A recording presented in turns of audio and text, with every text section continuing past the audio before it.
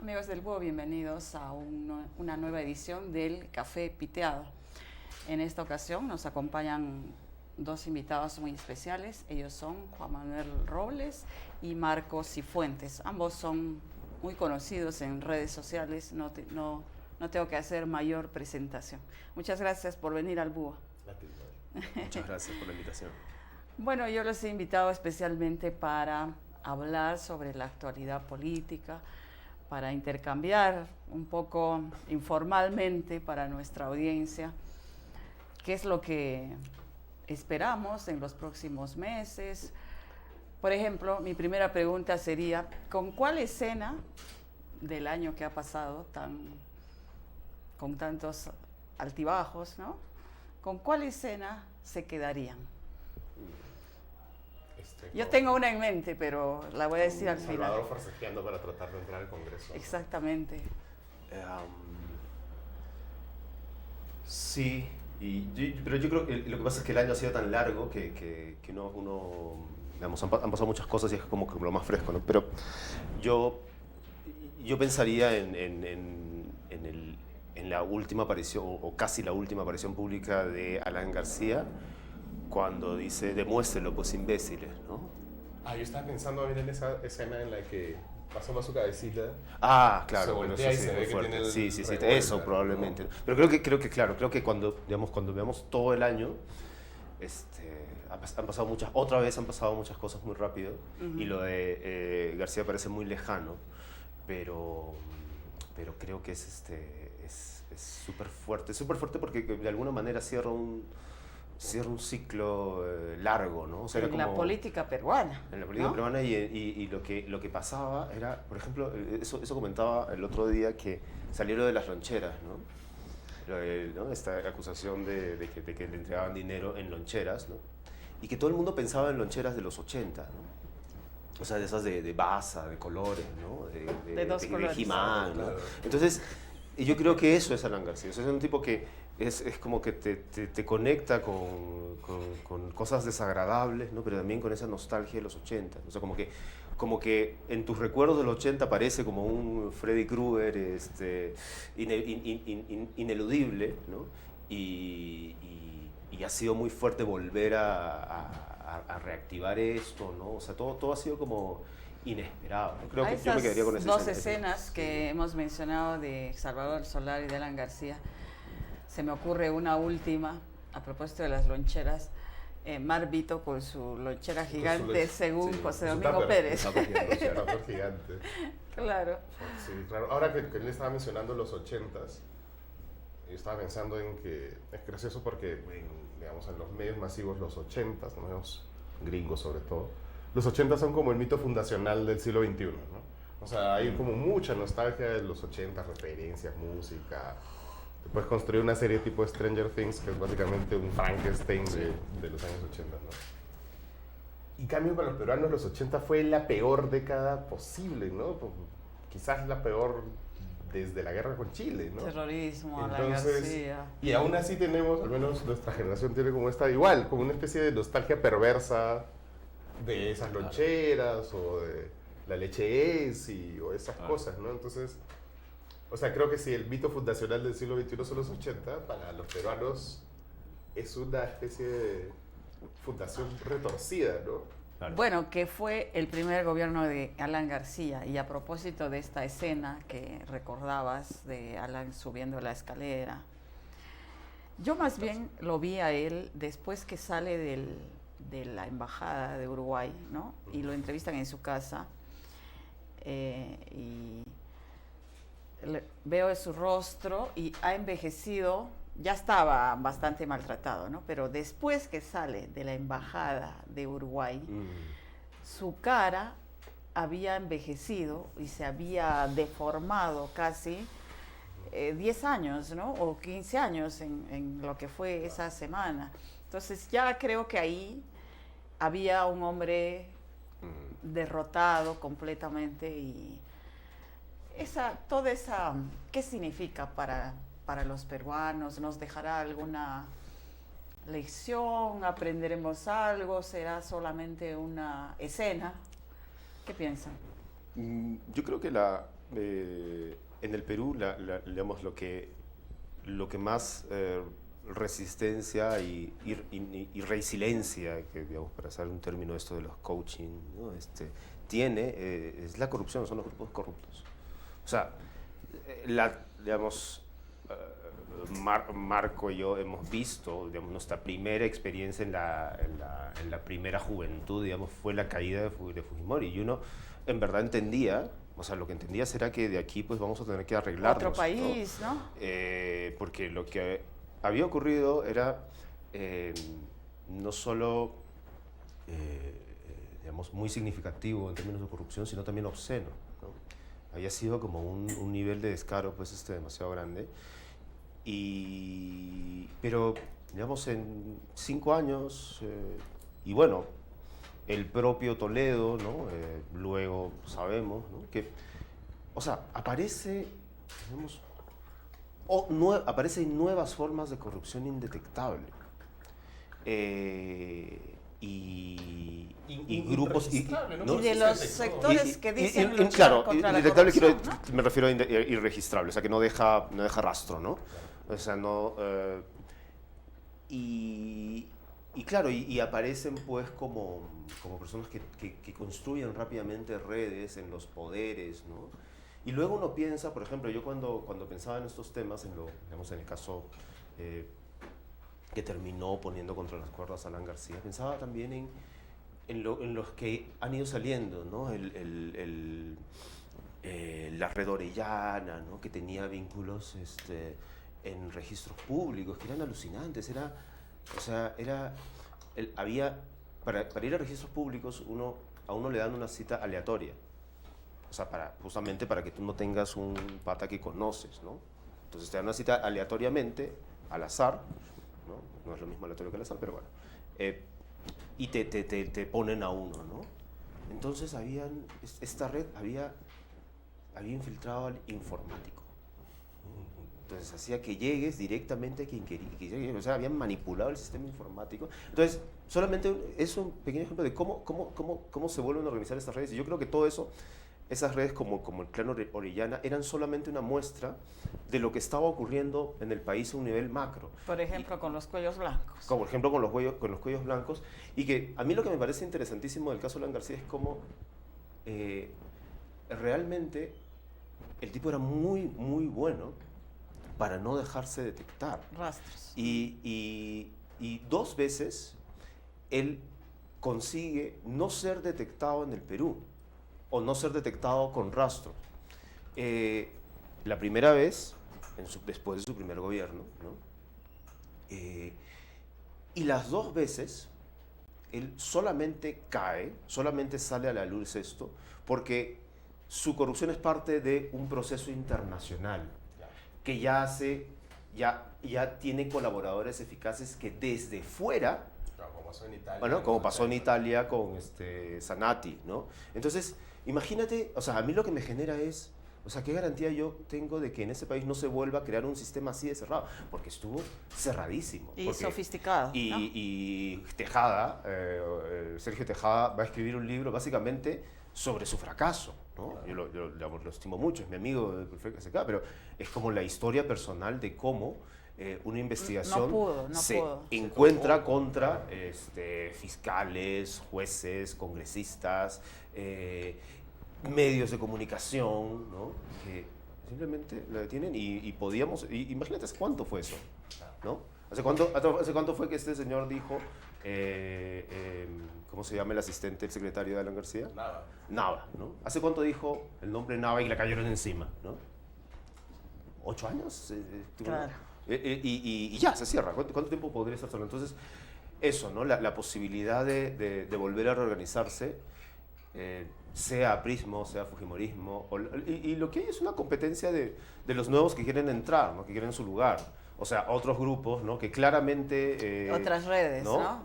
Que quieren hacer su propia, ¿no? Y del tema específico de Alan García, ¿qué es lo que a ti te impresiona más? A mí o te impresiona? Estaba pensando en que yo creo que hay ahora una diferencia, o sea, un quiebre generacional, si quieres, ¿no? Y sobre todo ahora que estaba viendo este documental sobre Velasco, muy bueno. Yo creo que ha habido un grupo de gente que va entre fines de los 60 y fines de los 90, ¿no? Cuya principal preocupación era la estabilidad de la economía, el crecimiento, digamos, que el Perú crezca por ahí porque Velasco los traumó y luego Alan García los traumó. Entonces hay unos traumas generacionales de un sector de gente que ahora está en el poder, que es gente de 50 y eso, o 60 para arriba, porque son los mismos que salen en la tele todo el rato, ¿no? Y que están hablándote de eso. Esa es su principal preocupación. Pero luego estamos otra generación que tenemos una especie de precursor en ese Alan de los 80, pero sobre todo el trauma de los live videos, ¿no? Que 20 años después se reconfirman con lo que está pasando con Odebrecht, ¿no? Y ahí de nuevo el nuevo trauma, al menos de nuestra generación y de las que vienen después, es el de la corrupción, ¿no? El de la corrupción desatada. Y es gracioso porque en los dos traumas nacionales Alan García es un jugador principal, ¿no? Tanto como del desastre económico como el desastre de la corrupción. Y así como estos dos traumas han marcado, así como el trauma anterior marcó a esa generación y hasta ahora sigue y hasta ahora vivimos, ya casi los volvió unos talibanes del modelo, yo creo que ahora ahí es una generación que se está formando en la que su principal preocupación es la corrupción, que es insólito en realidad, ¿no? No es la pobreza ni la seguridad necesariamente, sino, tú ves en las encuestas, la principal preocupación de un montón de gente es la corrupción. Y sin embargo, tú ves ahora los partidos políticos que están poniendo, pero en todas sus listas, un montón de gente que tiene 8.000 cuestionamientos éticos y de probable corrupción, ¿no? Entonces, ahí claramente, para usar términos económicos, hay un problema de oferta, ¿no? Hay una demanda que es de limpieza, si quieres, o de lucha anticorrupción, como quieras, pero la oferta no se corresponde, ¿no? Entonces tú no ves, yo no, ¿cuál? Ahí podemos hablar de algún par de... Yo no pondría las manos al fuego Por nadie. por ningún partido, ¿no? Pero no sé, es un poco desalentador, ¿no? Bueno, pero de todas maneras están muy frescas estas imágenes del Congreso y todo. Yo realmente no creo que vayan a salir reelegidos estos que están postulando, aunque todavía el jurado no ha dicho, ¿no? Si no termina de definir. Pero no solamente los congresistas que quieren reelegirse, ¿no? Sino en general, o sea, ¿cómo se llama el contralor que estuvo aquí trabajando? Edgar Alarcón, ¿no? O sea, no puede ser que Alarcón esté postulando al Congreso y no sé, Manuel Macías, o sea, ¿qué gente es esa, no? Ya es desesperante. O Carlos Mesía, que fue un integrante del Tribunal Constitucional digitado literalmente por Alan García, ¿no? Constitucional. Claro, y que luego se ¿no? reencarnó en analista, claro. ¿no? Entonces, claro, tienes toda esta gente, no solamente por no mencionar a los... o nuestro amiguito Mijaelito Garrido Leak, o sea, es como una locura, ¿verdad? O sea, no. Liberales. Bueno, y las figuras... ¿Te acuerdas que hablábamos de él? Sí, claro. Sí, de Mijael. Hace unos 4 años, digo, oye, ¿quién es este padre? Y me acuerdo que básicamente la conversación se cerraba, pero mejor no hay que responderle porque no hay que dejarlo crecer. Sí, porque se vuelven monstruitos. En el Perú son capaces de volverse monstruitos. Y efectivamente. Pues tienen todos los privilegios bueno, uno encima de otro, ¿no? Y en ese sentido, ¿qué papel juegan las redes? Ustedes que son muy activos, ambos en redes. Comentábamos ayer que habían desaparecido los troles fujimoristas porque se habían quedado sin sueldo, ¿no? Pero sí hay una serie de personajes, acaban de mencionar a Mijael, está Carla Calle y otros, ¿no? En fin, mi pregunta es... las redes son un espacio de construcción de opinión política en este caso, o más bien pervierten todo. No sé, porque lo que los peruanos necesitamos es mucha información, ¿no es cierto?, para estas elecciones justamente, y opinión como la que, por ejemplo, ustedes ponen y otros, que se genera un intercambio y uno a veces dice, a mí el Twitter, por ejemplo, me encanta porque sí, al toque me entero de todo y hay ideas que no se me habían ocurrido y digo, cierto, tiene toda la razón, ¿no? Y a veces hay respuestas, la gente muy ingeniosa, ¿no? Que, no sé, te obliga un poco a pensar, ¿no? Algo que no hacen los medios tradicionales. Entonces, ¿qué papel están jugando las redes? ¿Es bueno o malo? ¿Qué piensas? Yo soy era un creyente, pues, ¿no? Del poder de las redes para, no sé, nivelar la cancha entre digamos, la gente que tradicionalmente ha tenido... Tenía acceso a los medios, ¿no? Los medios de producción de la información versus la gente, ¿no? Pero claro, yo creo que hay un problema de diseño en estas redes, ¿no? Es decir, tanto Twitter como Facebook, que ya ves que además Zuckerberg creo que lo llaman una vez a la semana al Congreso norteamericano para que es que el Facebook es perverso, yo pienso que es perverso. O sea, y tenga que decir, ¿no? Dar cuentas de lo que está haciendo. Entonces, y Twitter ya no sabe qué hacer, ¿no? Salió el Jack, que es el dueño de Twitter, a decir que ya no va a permitir avisos políticos contratados en Twitter porque eso se pervierte y no sé qué. Yo creo que en general el diseño de estas redes... Es que ni sabían lo que estaban haciendo, creo, cuando lo crearon, ¿no? Es que ellos tenían ellos tenían como esta ingenuidad Claro. de la que yo también en algún momento compartí. Esta ingenuidad de, ok, la tecnología es neutra, ¿no? Entonces construimos Va a esto... democratizar. Construimos esto y cuando la gente se apropie de eso, y no tienes, ahí faltó gente, no sé, sociólogos, ¿me entiendes? Filósofos, o sea, de verdad, gente más de humanidades que empieza a decir, oye, mira, esto que estás haciendo se puede pervertir de muchas formas, que es lo que ha pasado, ¿no? Claro, lo que pasa es que finalmente el dominio de los medios, o sea, el dominio de los medios tradicionales es un dominio de espacio, es un dominio físico. O sea, cuando tú hablas del diario hegemónico, hablas de un diario que se puede distribuir en todo el Perú, en cada rincón. Cuando hables de la radio, más importante es la radio que llega al último rincón del Perú, ¿no? Y hay una lucha fuerte para eso. Y, por ejemplo, una lucha contra las radios ilegales, ¿no? Luchamos contra las radios ilegales, ¿no? Que estaban difundiendo información nociva, ¿no? Ya pones tu antena, ¿no? Es como... Además es limitado, ¿no? El espectro radial. Claro. Es un juego de dominio que siempre ha sido un oligopolio en el Perú. Y como te digo, el poder también de las grandes editoriales, ¿no? Es poner tu libro en todas partes. Es un poder físico, multiplicarlo y distribuirlo. Y con esta lógica, el Twitter también, en algún momento, cuando se ve que es un actor importante para guiar ciertas pautas de opinión, pues los medios de siempre y los actores políticos de siempre en plata.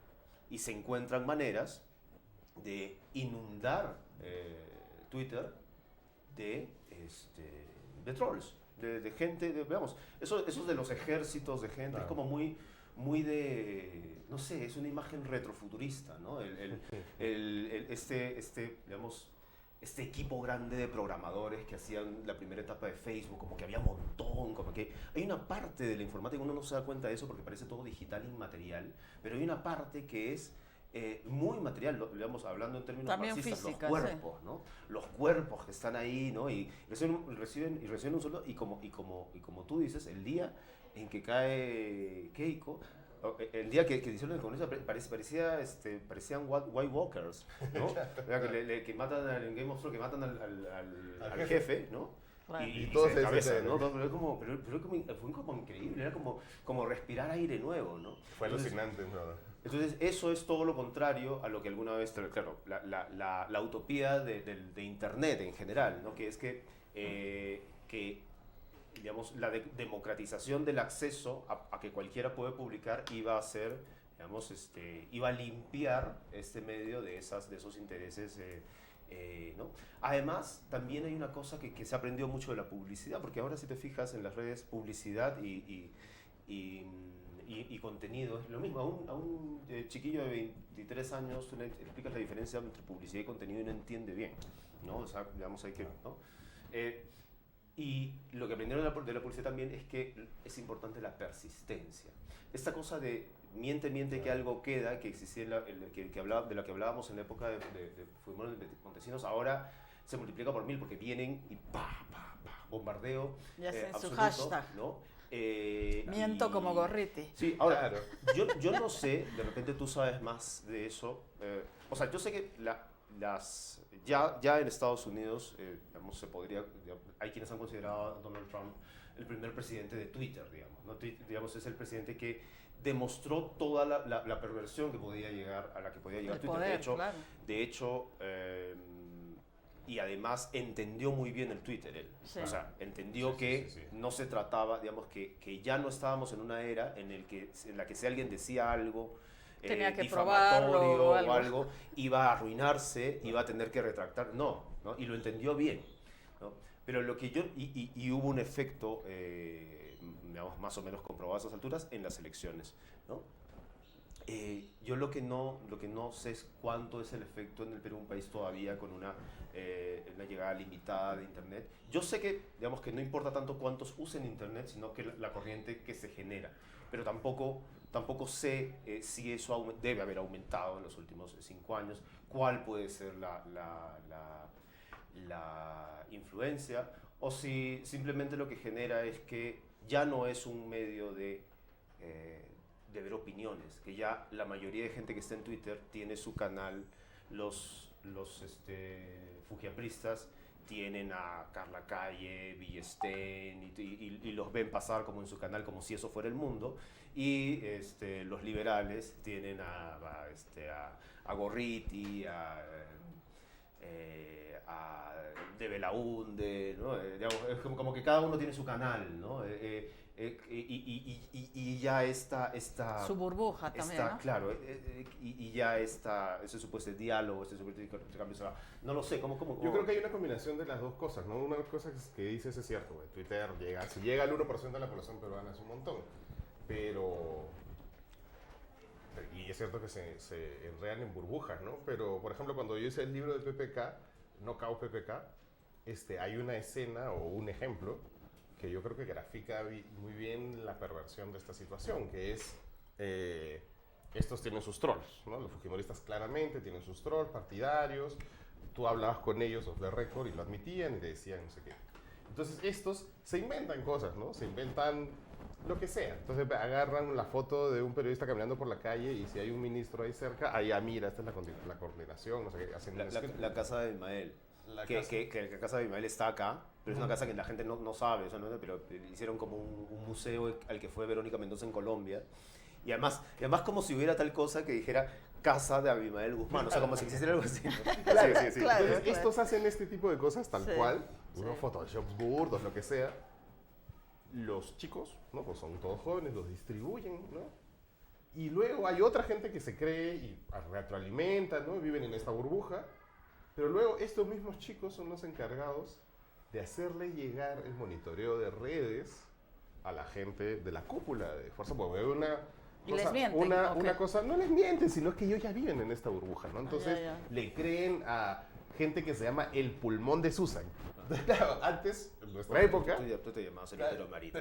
Pero yo ponía mi nombre, decía yo me llamo fulano de tal. Claro, señor nadie sabe cómo se llama. Ha tenido que descubrirse luego quién es, ¿no? Ahora no se sabe. No se sabe quién es, creo. Wow. O sea, es un tipo en Estados Unidos, no se sabe. Pero por poner un ejemplo, en realidad, ¿no? O sea, agarras estas cuentas que tienen estos nombres, y solo estos nombres, nadie sabe quiénes son, inventan lo que le da la gana, y luego estos, y esto pasaba, les creen, ¿no? Entonces sube hacia la dirigencia, sobre todo a través de Pier Figari, que era alguien que creía que era... Pier Figari es un poco de nuestra generación, entonces él creía, sí, parece más viejo, pero no.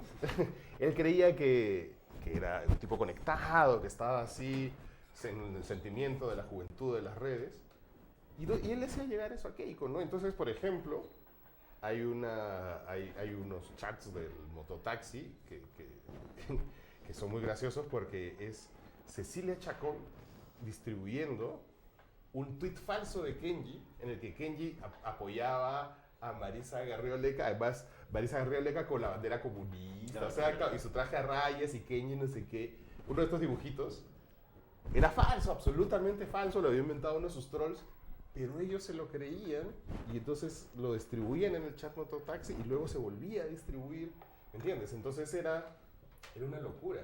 O sea, los congresistas tomaban decisiones basadas en fake news directamente. Claro. Entonces, y fake news que ellos mismos alimentaban. Claro. Entonces es Una una locura. O sea, ya, esto, de nuevo, o sea, esto es lo que se genera, ¿no? Entonces, ¿cuántas decisiones se toman en las altas esferas políticas basadas en esto?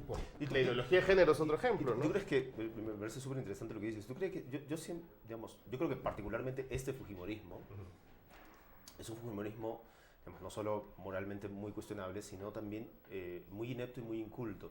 No solo inculto en términos de alta cultura, de que no vienen del GEI y esas cosas, sino que inculto en el sentido de no entender, o sea, de no poder hacer algo que, digamos, una persona mínimamente informada se da cuenta cuando algo es, ¿no? Entonces, ¿tú dirías que es un problema de los fujimoristas o de la clase política, o que ese tipo de torpezas las hace la clase política en general en el Yo mundo? creo que es algo general, ¿no? Ajá. Pero en el caso de los fujimoristas, como ellos ya tenían una maquinaria, ellos mismos eran víctimas de su propia Pero eso maquinaria, es, ¿no? Pero podría pasar la pero cultura digamos de que otro no partido, pero que no tenga nadie que controle, o sea, Una muestra de eso que tú dices es el día que cierran el Congreso, ¿no? El fujimorismo, el día que Salvador del Solar tiene que entrar, esa escena realmente, ¿no? Y cuando logra entrar, lo rodean varias Claro, fujimoristas.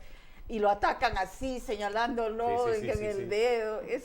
Pero realmente, parecía un juicio popular de Sendero Luminoso, ¿no? Era Bueno, una cosa, exactamente. Era muy fuerte. ¿A quién, eso. a quién? A Salvador, A del Salvador Solar, del ¿no? Solar. Ah, no, claro. Lo rodean, ¿no? O sea, Y bueno. ahí tenías a la Iparraguirre, o sea, ahí estaban ahí todos, o sea, era Bueno, impresionante. las La personas Arimborgo. las personas que más se han parecido en términos de defensa de... Bueno, pero ese día, Sí, claro. ese día cuando cometen varias torpezas, pero una que me pareció tan infantil es que cuando les avisan que Vizcarra estaba dando mensaje y era obvio que era para cerrar el Congreso, deciden votar, ¿no? Es como que... Claro. Como que por puesta de mano le iban a ganar. ¡Votemos! ¡Ya! Votan, ¿no es cierto? Y creo que llegaron Sí, a ganarlo, le ¿no? ganan, No, Por Claro. unos segundos. Le Y, ganan, le mientras ganan. Vizcarra Es un hacía su infantilismo, introducción, claro, no es sé un qué, infantilismo total. y yo decía, habla, di de una vez algo, ¿no? Y el otro seguía y los otros ya habían votado. Bueno, pero votan, dicen, aprobamos la cuestión de confianza, aprobado.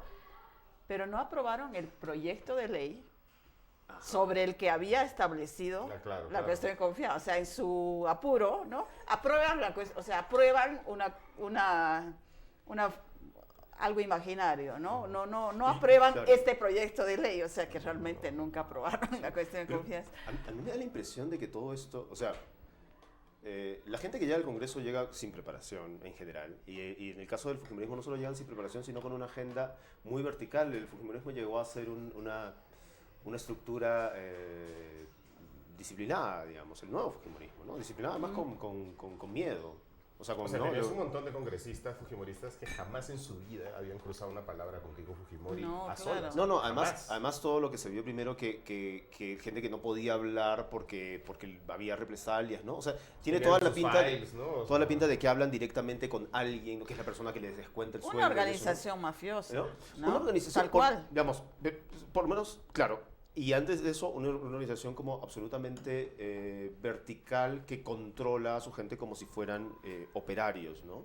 Entonces yo creo que digamos, y es algo interesante porque nos atañe y atañe también el futuro, ¿no? O sea que, digamos, hay mecanismos muy complejos en la política. La cuestión de confianza es un mecanismo complejo.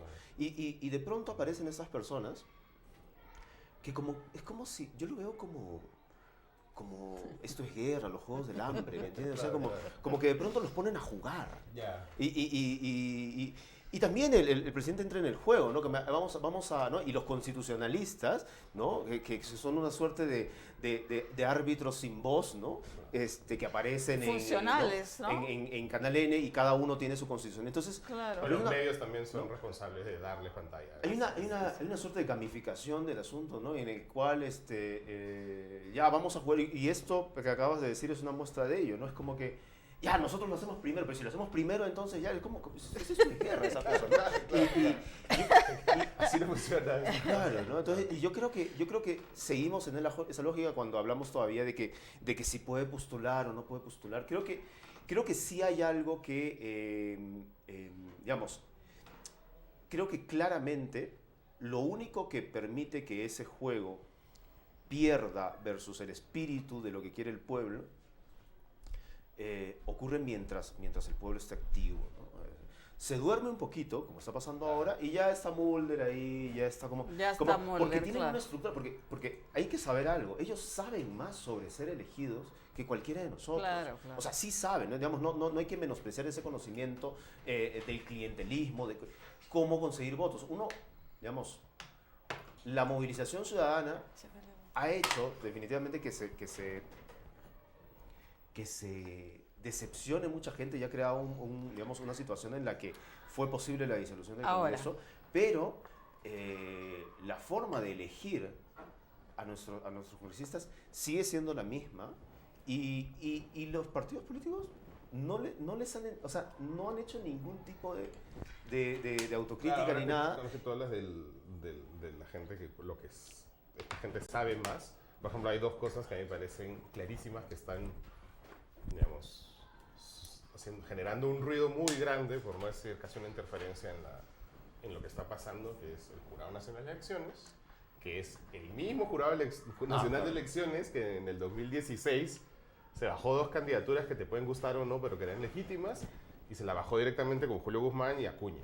Y luego la Junta Nacional de Justicia, que es, o sea, la Liga del Mal. O sea, ahí tienes una gente que es increíble, ya solo por mencionar nomás al vocero ya te das cuenta de por dónde está yendo, ¿no? Entonces... Y el propio presidente del Poder Judicial que salió ya sus... Claro, entonces, claro, ahí hay una estructura... Ahí hay una estructura que no va a dejar que se hagan, por ejemplo, las reformas que se necesitan, las reformas de la pobre convención toda esta, la más choteada, que mal que bien, se puede criticar o no, pero era un avance, ¿no? Era un par de pasitos adelante, ¿no?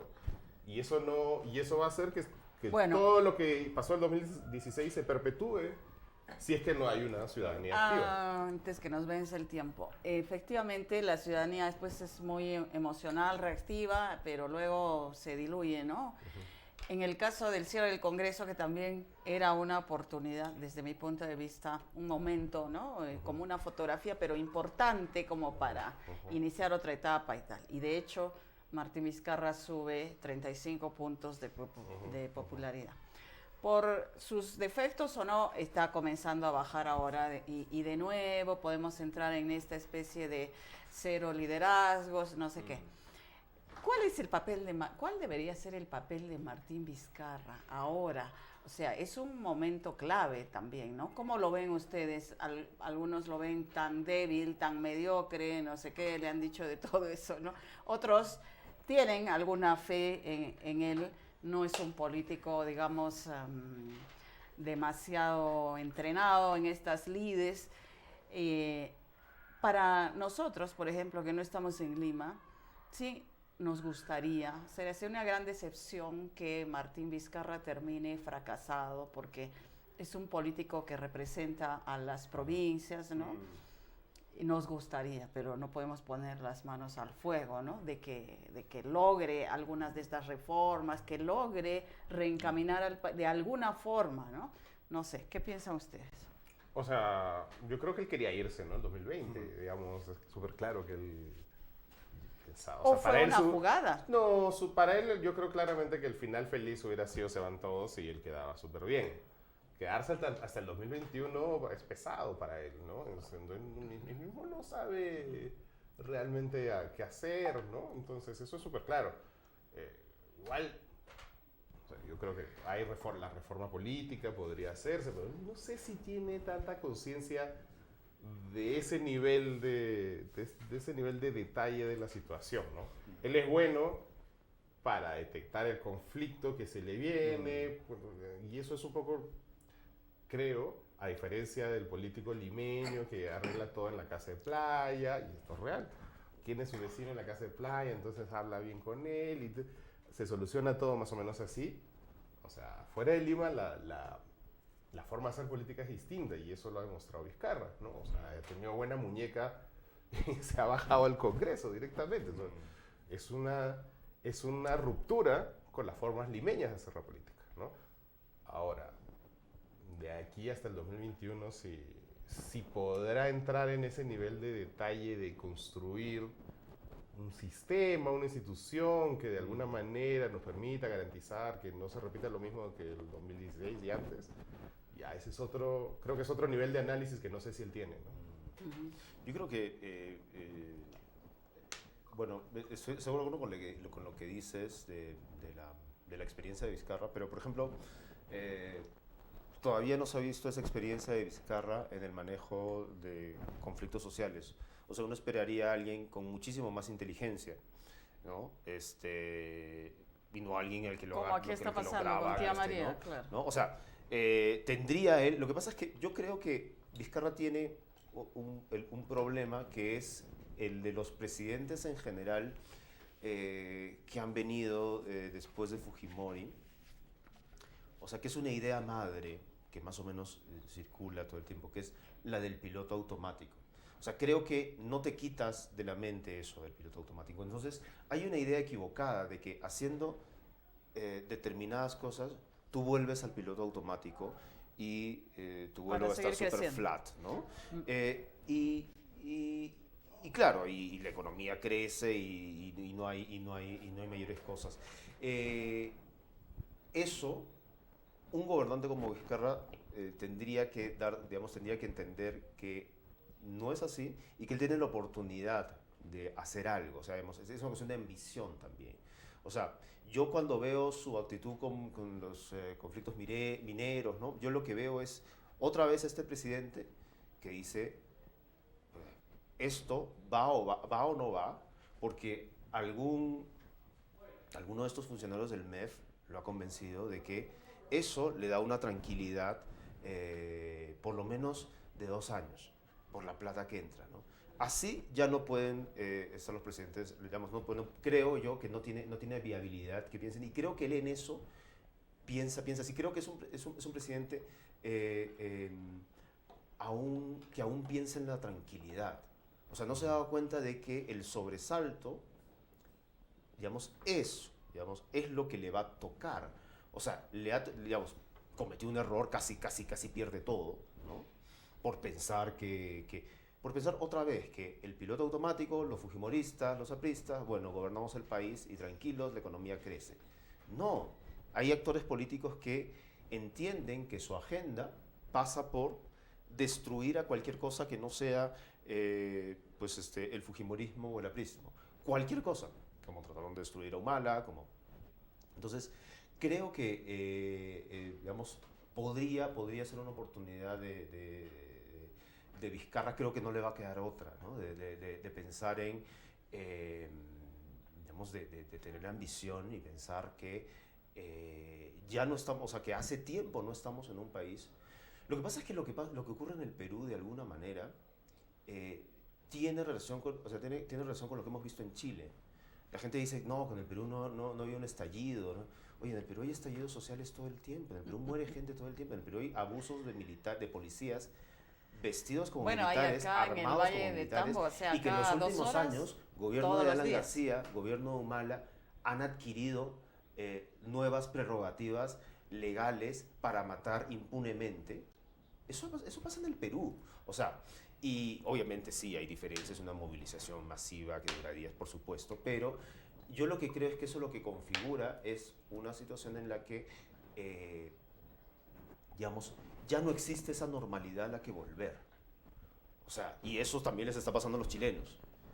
Los que tienen el chip de cómo vamos a volver a la normalidad no se han dado cuenta, están un paso atrás de la historia, ¿no? Además, si somos sinceros cuando decimos que necesitamos cambios o queremos cambios, los cambios implican romper huevos, o sea, implican movimientos, implican nada de tranquilidad, ¿no? Y también, por ejemplo, no hay forma. Por ejemplo, lo de la seguridad ciudadana, ¿no? O sea, que es un tema que saca mucho el fujimorismo, pero el fujimorismo tampoco sabe cómo hacerlo. Han estado en el Congreso dominándolo durante 2 años y no tienen la más mínima idea. Ellos apelan digamos, a esta idea de Fujimori como el gran pacificador, que, digamos, que tiene todos los matices del caso, ¿no? Pero creo que Vizcarra, sí, está bien. Son unos demagogos, los fujimoristas, que te ponen en primera plana lo de la seguridad ciudadana como si fuera tu culpa, y eso está bien. Pero puedes como presidente, plantear una cosa impresionante sobre ese tema. O sea, a eso voy a la ambición. Entonces yo creo que sí tiene todo para hacerlo. O sea, pero se tiene que sentar con gente. O sea, yo creo que tiene ahorita literalmente el poder absoluto. O sea, entonces, no es broma eso de que claro, puede gobernar con decretos de urgencia. Me parece que la única... Puede hacer un montón de cosas. La última experiencia que tenemos en el Perú y que tiene como memoria nuestra generación, equivocada o no, es la de cuando la última vez que un presidente tuvo poder absoluto, capturó al máximo criminal de la historia peruana. Que obviamente ya lo que quieras, el GI, ¿no? Pero yo siempre digo, si Fujimori es autor mediato de las cosas que hizo mal, Fujimori es autor mediato de lo que se hizo bien en ese momento. O sea, eso yo lo tengo que decir, ¿no? Por más que ojalá que nadie me esté escuchando. Pero lo que te digo es que la última experiencia es esa, es una organización, una organización militar muy agresiva contra el peligro de ese momento, que obviamente luego ves pues, que, sí, claro, que tuvo una serie de... Pero lo que digo es que teniendo eso como la memoria de la gente, con un presidente que todavía en ese momento para la gente era un presidente de buenas intenciones, la última memoria de algo así es acción en favor de la gente. Bueno, le quedan 2 meses. Necesita, claro, o sea, digamos, pero esas cosas se pueden pensar, ¿no? Le quedan 2 meses y medio para salvarse a Vizcarra, entonces, hasta que entre el nuevo Congreso, ¿no? Y perdóname, y para terminar el tema de Vizcarra, me parece absolutamente, o sea, no sé, digamos, este anuncio de que no va a viajar, me parece totalmente fuera de lugar, o sea, digamos, no ha debido decirlo, ¿no? Legalmente tendría que asumir Meche. Pues. Claro, pero no ha debido decirlo. No, o sea, no debería decirlo. Y porque eso un presidente atrapado. Bueno, por último, que se nos ha ido un poco el tiempo. ¿Le sorprendió lo de Chile? Sí, no, yo creo que no, sería absurdo. O sea, en retrospectiva, ahí estaba el caldo de cultivo, ¿no? Pero el nivel... Pero creo que nadie se puso a pensar en eso, el nivel nos agarró de todo fríos. Claro, no, es increíble, ¿no? Claro. Y yo que sí creo que corresponde a un movimiento latino más generalizado, ¿no? O sea, ahorita mismo ya tienes Bolivia, ¿no? Y es hacia el otro lado, pero igual. Y tuviste Ecuador hace un rato, y entonces... Y yo creo, de nuevo, yo sí creo que en Perú pudo haberse gestado algo más hacia la capital si el Congreso seguía activo, sí, ¿no? Pero piensa no solo en el Congreso, sino yo también pienso si Keiko ganaba, ¿no? O sea, digamos, piensa en el país 4 años. No sé si Keiko ganaba, hubiera sido... O sea, lo que pasa es que hubiera sido... O sea, hubiera habido mucha represión, hubiera dominado. Yo creo que... Y también hubiera habido... Tendrías a Inostroza ahorita... de presidente. Pero también hubiera habido marchas, pero yo creo que y protestas. O sea, yo creo que sí era la oportunidad, porque imagínate un año 2000 con los medios que tenemos ahora de comunicación. O sea, en Chile ahora están pues a los helicópteros que vigilan, les tiran rayitos láser. ¿No? Es como la guerra de las galaxias el asunto. O sea, pero pues, viendo tu pregunta, yo creo, lo de Chile tiene hace tiempo una serie de estallidos. Lo del pingüino fue un gran estallido. O sea, fue y siempre es la misma pregunta que ya me parece baladí a estas alturas, que, pero el sistema chileno era perfecto. Oye, hace tiempo ya se ve que, digamos, claro, hay un descontento, una maceración. El problema creo que, digamos, hay que ver dónde va esto, pero el problema de Chile es que son espectaculares para hacer estas cosas, ¿no? Son espectaculares, pero, por ejemplo, el último gran estallido de esto pues, fue Camila Vallejo. 3 años después, Camila Vallejo está en el Congreso, diputada por el Partido Comunista, ¿no? Y eso es todo. Bueno, eso es todo. A mí al final el sistema, o sea, fíjate España, ¿no? Totalmente, claro. Indignadas, y tú tienes Podemos, y cada vez Podemos se va haciendo cada vez más chiquito. Entonces el sistema te termina de absorber. No, y a mí me da risa los congresistas socialistas de Chile que dicen, ¿no? En Chile nació el neoliberalismo y aquí va a morir. Oye, ¿no? Tú eres congresista de la República, o sea, parte del o sea, sistema, digamos, como claro. que no hay una, ¿no? Entonces, sí creo que hay que ver, porque, digamos, Chile sí es un país sólido en el sentido de que, o sea, puede que, digamos, si vuelven, digamos, si todo eso se acaba y vuelven a lo mismo, digamos, van a estar medianamente tranquilos. Son el país, o sea, ahí vuelven a aparecer esas cosas de que son el país de mayor ingreso. O sea, digamos, no puedes estar en guerra todo el tiempo, ¿no? Entonces, creo que eso ha pasado en Chile. Ha habido estallidos y luego la gente ha vuelto a la normalidad porque la gran figura entra al Congreso, ¿no? Pero quizá esta vez no sea así. Quizás tanto, esta vez ¿no? no se ve, ya están planteando, ya están aceptando lo de la discusión de la Constitución, ¿no? Que es una Constitución, Bueno, como dijo Jorge González el prisionero, ¿no? Es una Constitución que hicieron entre cuatro paredes unos señores que eran torturadores, ¿no? así es. Como- Bueno, les agradezco mucho haber estado. Ya hemos arreglado los problemas del mundo, entonces podemos Lo podemos hacer a toda una despedirnos. Hasta cualquier momento. Oye, Muchas gracias. Muchas gracias por la invitación.